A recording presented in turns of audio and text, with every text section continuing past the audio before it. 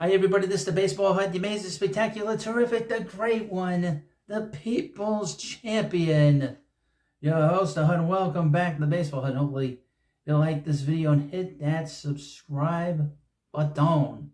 So, we're back here at the Baseball Hut. So, the Mets won today 3-2, and I did a video on them about the win earlier. You can check it out. I'll put it in the link in the description, but a couple other things that happened after that.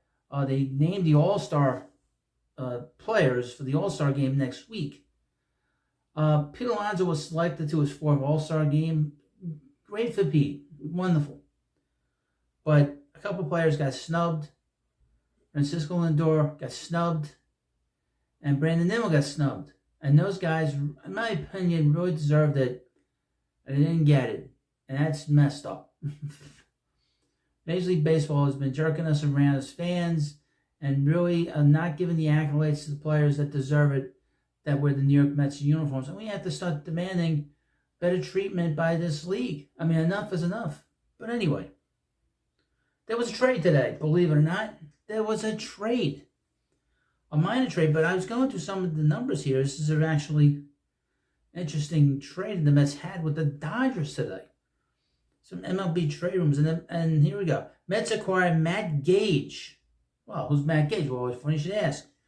Mets announced this afternoon they've acquired left-hander Matt Gage from the Dodgers in exchange for cash considerations. We love the cash. It's the easiest way to bring in players. Gage was subsequently optioned to AAA. Mets transferred right-hander Drew Smith to the 60-day injured list to make room for Gage on the 40-man roster. There's nothing better than a cash deal. Luis Torrens, who the Mets picked up from the Yankees, they spent $100,000 for him, and he's played great for the Mets. And the Yankees can't get any production behind the plate, are getting all this production from their young catcher and the backup. Gage, who's 31, was a 10th-round pick by the Giants back in 2014, but didn't make his big league debut until 2022 as a member of the Blue Jays.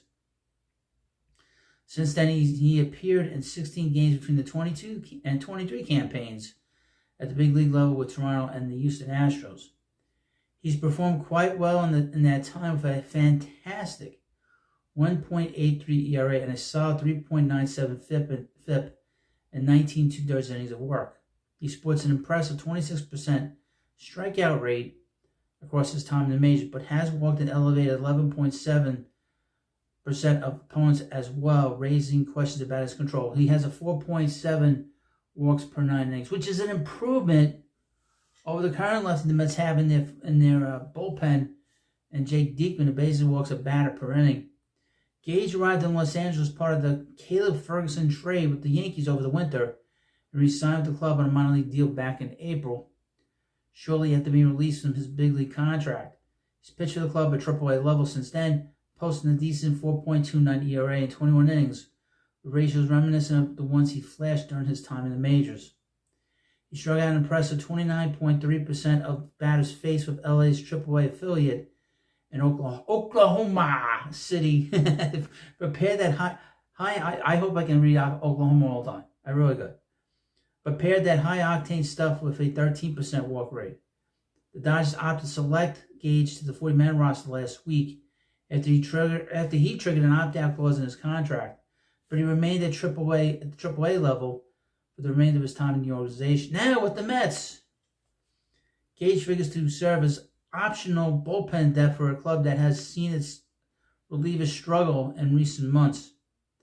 Since the start of May, Mets relievers have struggled to a 4.62 ERA, that best only the Pirates and Rockies among National League clubs, and their 4.5 FIP during that same time frame ranks fourth from the bottom in the majors. In particular, the Mets have struggled to find production from the left side in the bullpen this year.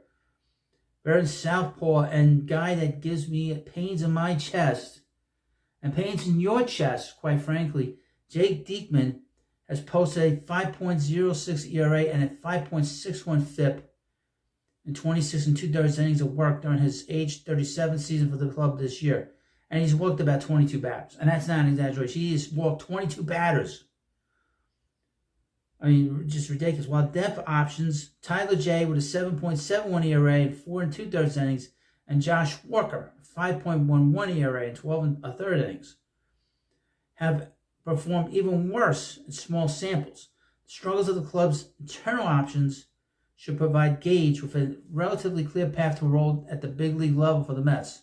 So as long as he can produce at a level anywhere near what he's done in the past for the Blue Jays and the Astros. As for Drew Smith, his placement on the 60-day IL is hardly a surprise given recent reporting that the righty is likely to require a Tommy John surgery. And I blame Major League Baseball for this injury. And I blame the umpires for this injury.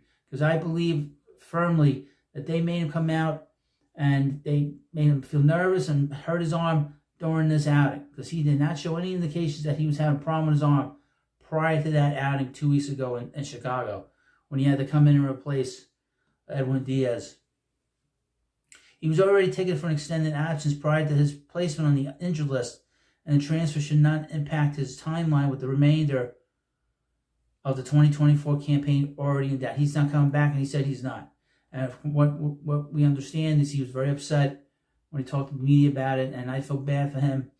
I'm not the biggest fan of his work on the mound, but he seems like a pretty nice kid, and it's very unfortunate that he hurt his arm. And again, I blame the umpires from 2 weeks ago, and I blame Major League Baseball for this situation. There's no doubt in my mind they hurt his arm and probably hurt his career in the short term. Well, thank you for watching this video. I have more stuff. And again, if you're not on X, if you're not on Twitter, which is X, and of course, if you're not on Facebook, hit the subscribe button on this channel. I will get you every little bit of information. The month of July is the big month of the year for this channel, and you're gonna have all kinds of rumors, all kinds of rumors for trades, who the Mets are gonna call up. I haven't heard anything about call-ups yet.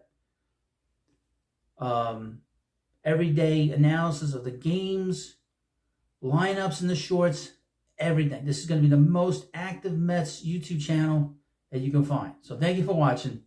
Have a good day, and I'll see you later.